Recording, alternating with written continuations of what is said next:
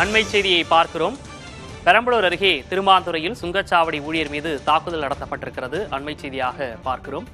FASTag காலாவதியான நிலையில் பணம் செலுத்த சொன்ன ஊழியரை தாக்கிய நபர்கள் இது தற்போது நடவடிக்கை எடுக்கப்பட்டிருக்கிறது. திமுக கவுன்சிலர் என கூறி சுங்கச்சாவடி ஊழியரை தாக்கியிருக்கிறார். இது தொடர்பான விவரங்களோடு செய்தியாளர் அச்சுத ராஜகோபால் இணைந்திருக்கிறார். அவரிடம் கேட்கலாம். அச்சுத ராஜகோபால், இந்த சம்பவம் எப்போது நடந்தது? இதுல காவல்துறை என்னென்ன நடவடிக்கையை மேற்கொண்டிருக்காங்க?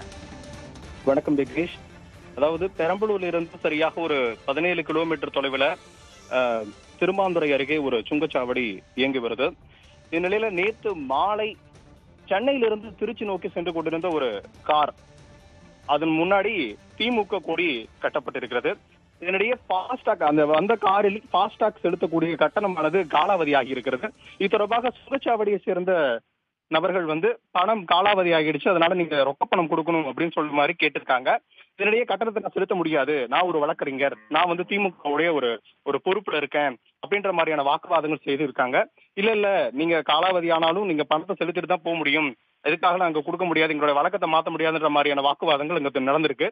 இதனால அங்க கோபம் அடைஞ்ச அந்த பேர் சொல்லாத நபர் அங்க இருக்கக்கூடிய சுங்கச்சாவடியில் இருக்கக்கூடிய கட்டணம் வசூலிப்பவர் சூப்பர்வைசர் மணிகண்டன் ஆகிய 2 பேரையுமே கடுமையை தாக்கியிருக்காரு. மேலும் அந்த வாகனத்துல வந்த பெண்கள் மற்ற 2 நபர்களும் சேர்ந்து அங்க சுங்கச்சாவடியில் இருந்தக்கூடிய 5க்கும் மேற்பட்ட நபர்களை கடுமையாக தாக்கியிருக்காங்க. இந்த நிகழ்ச்சியானது அங்க சுங்கச்சாவடியில் பொருத்தப்பட்டு இருக்கக்கூடிய கண்காணிப்பு கேமராக்கள்ல பதிவு செய்யப்படுது. மேலும் சுங்கச்சாவடி இது தொடர்பாக மங்களமேடு அருகில் இருக்கக்கூடிய மங்களமேடு காவல் நிலையத்துல இந்த சம்பவம் தொடர்பாக புகார் அளிச்சிருக்காங்க. மேலும் சுங்கச்சாவடி சூப்பர்வைசர் மணிகண்டன் மற்றும் கட்டணம் வசூலிக்கக்கூடிய பாண்டியன் 2 பேரும் இப்போது பெரம்பலூர் அரசு தலைமை மருத்துவமனை சிகிச்சைக்காக அனுமதிக்கப்பட்டிருக்காங்க.